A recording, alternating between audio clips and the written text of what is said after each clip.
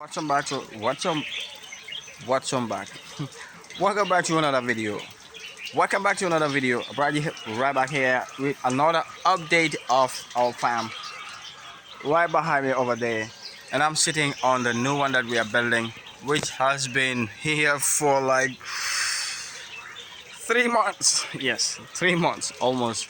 We've been doing this work, and the delay is really on the metal worker side. I think he has been delaying me for over 3 months now, and I didn't see a single metal yet.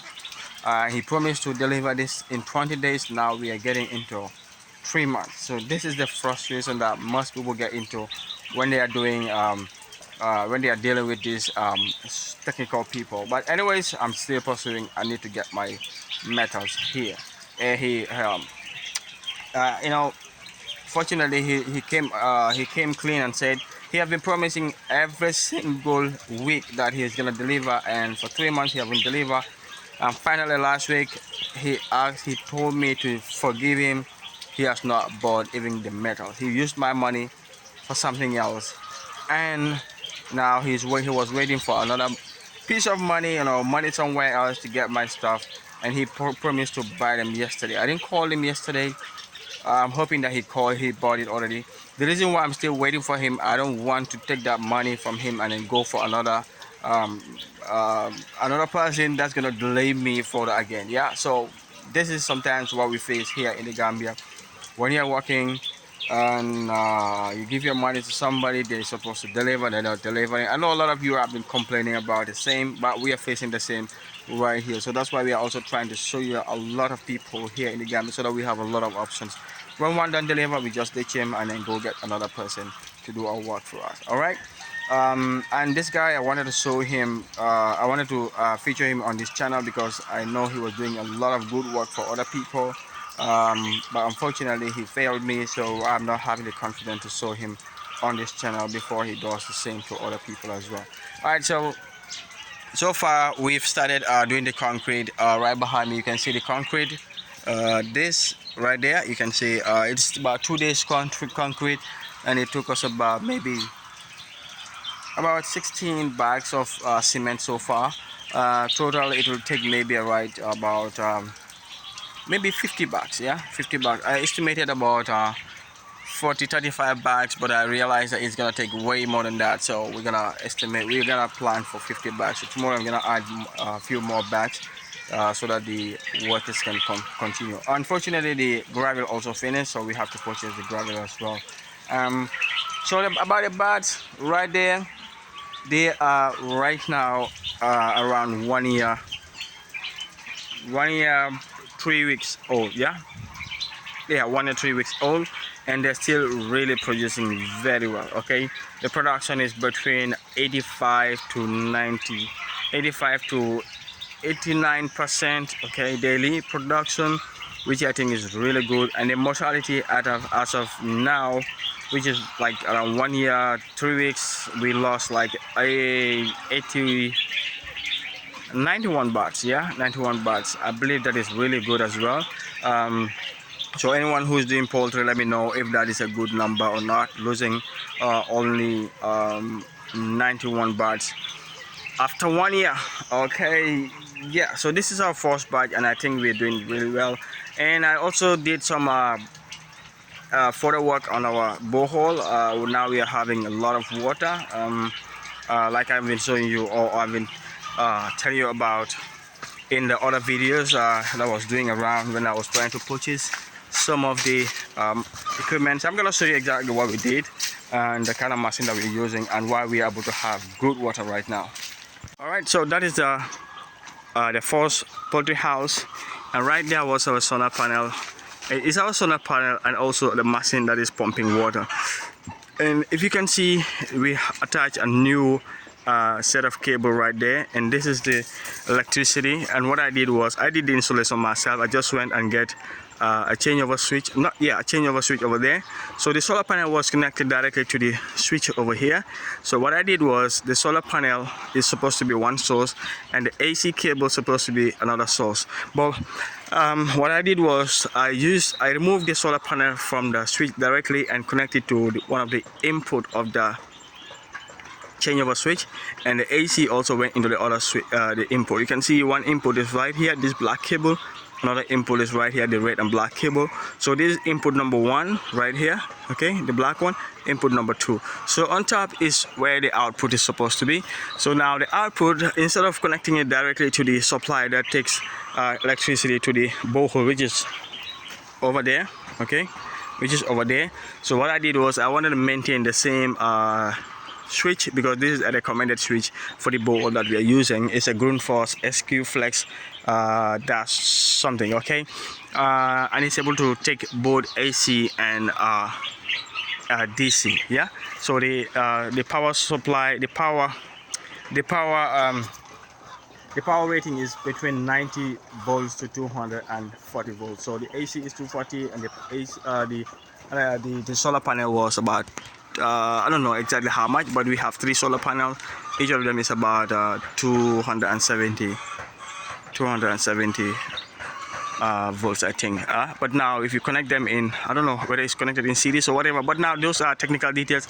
But what I wanted to explain is it's able to take between 90 to 240 volts. Okay, now you can see this switch is now taken to input 1. You can see input 1 written that right there. If you can see clearly, you can see input 1. So if I bring it down, that will be the input number 2. That will be AC. So right now it's during the day.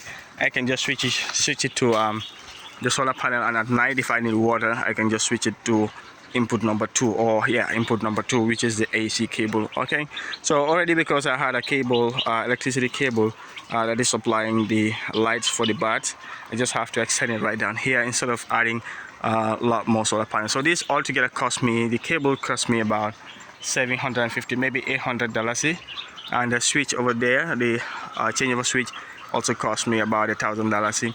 So that's all I'm supposed to buy, maybe with a tape, a black tape to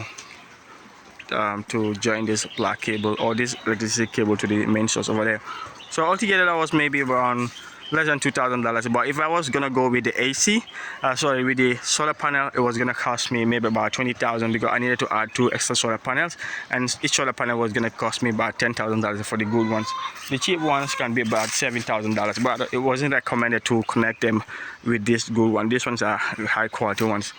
Yeah, I had to get here, but they are also very expensive as well. So I was able to have full power, okay, with my borehole, and at the same time I was able to save cost. Maybe in the long run, the running of the electricity might be a little bit more expensive, but as of now, since we're doing a lot of work right here, we don't have that much money to expand the solar panel. I think this is the best option we can go in for.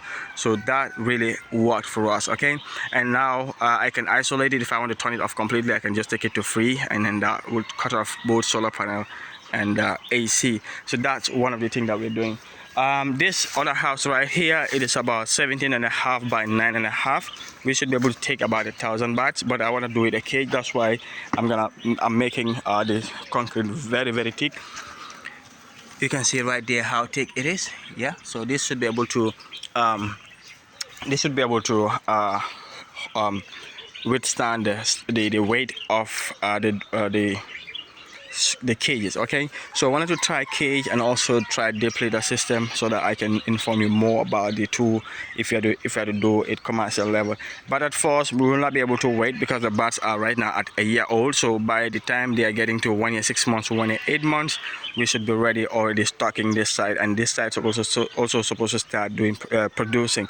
If not, we'll lose our customers, because here sometimes it's a little bit competitive. If you lose your customers right now, let's say we run out of stock. Okay, let's say when this bat grow all the way to the old stage, and they run out of like they stop producing, and you call off the bats, then between that period and the period that these bats will grow and start producing, you'll lose your customers. They'll be associated with other suppliers, and once that is done, it's a little bit difficult to get them back. So we have to make sure this place is up and running before this bat are cut off. So that's one of the reasons why I couldn't wait. I have to pressure this metal guy. I know it has been really long, but I'm gonna update you on the situation, how it is going right here. So you can see how we are building it. All these spaces will be metal posts, and from here, apart from the concrete, everything else will be done using metal. The side vents, the roof and everything will be metal. So this is supposed to be much faster and much more much faster anyways, much faster, and it's supposed to have a lot more ventilation than what we have over there, because you can see this other one, the vents, the height of the vents is about 1.8 meters, and the rest are all concrete. Yeah, you can see concrete. I could have taken it all the way up and used a concrete beam over there, but when we were building it, this what we were what we had, okay, at the time. But this time, this other building, okay, will have to be all the way from the ground to the last, to all the way to meeting the roof, so that we have a lot more ventilation on the side. So I'm gonna update you on the production, how much this one is producing and how much that is producing efficient wise. The first batch will be obviously a depleter, because we couldn't wait to get this house done and then get some money and get the cages all installed before this barrack call off. So we are running out of time, so we have to do that as fast as possible. So that's why I have to go ahead with doing the concrete. I was waiting for this metal post to come, so that when we are doing the concrete, we just do the post concrete all along once and for all. But you can see they've used bricks to cover the side where the post is supposed to go to. So this is what I have for you in this video. I hope you're enjoying these updates about our farm. And the bananas, we need to do a lot more work on them. You can see some of them are started weakening. Okay, this side we have to cut out everything and then dig them out. So those are the roots that you're seeing right here, and these are some of the roots over here. So we have to dig them out so that they don't like germinate and then break the concrete when the bats are on. So this other side is doing good. But we need to add, that was one of the reasons we had to add the solar panel, the water source to add our water production. So you can see some of the bananas was a little bit weak, but as it is right now, they're having good enough water, and you can see the bunch right there is getting bigger. And this other one right here, you can see this one also is going to produce big bunch, and that one also is going to produce big bunch. So this side is having a lot of manure, and this other side was lacking manure, so we started gathering some of the chicken manure. You can see it right here. We started gathering some chicken manure and installing them on the bananas. So some of them have it, but I informed the guy that is working here to make sure he continue on all the others, so that at least by the time it is rainy season, all these bananas will have chicken manure. We cannot call off all the chicken manure, but we're just doing it gradually, because we also have some granule cells over here. So we just have to pack some granule cells, disinfect them, pack them aside, and then pick some from the garden, put them in a banana, and then the one that we disinfect will have to go in. So that is causing a little bit of delay. So but that's what we have for you in this video. I'm going to update you on how it's going with the bananas and also the chickens and everything else that's going on here, hopefully in the Gambia, especially the updates of the OIC roads. And we've also started doing videos on TAF, so hopefully we'll be continuing on that as well. Thank you, and see you in the next video.